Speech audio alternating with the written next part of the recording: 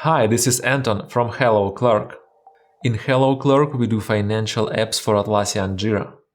In this video I want to show how to check if all team time is invoiced. It's very important not to lose billable hours and invoice all of them. And Clerk Invoices can help with this. You can use month's time report to find uninvoiced time.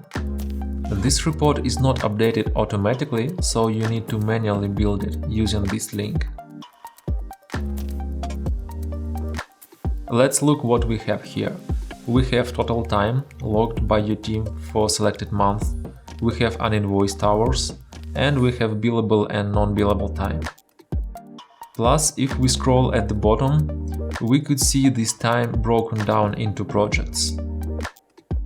If we have uninvoiced time for a specific project, we can check uninvoiced time report. You can define what time is billable in your company in Clerk settings. You can use time filters to define billable time. You can just put a list of Jira projects here or use other time filters. Thanks for watching this video. Let me know if you will have any questions. And try our apps for free in the Atlassian marketplace.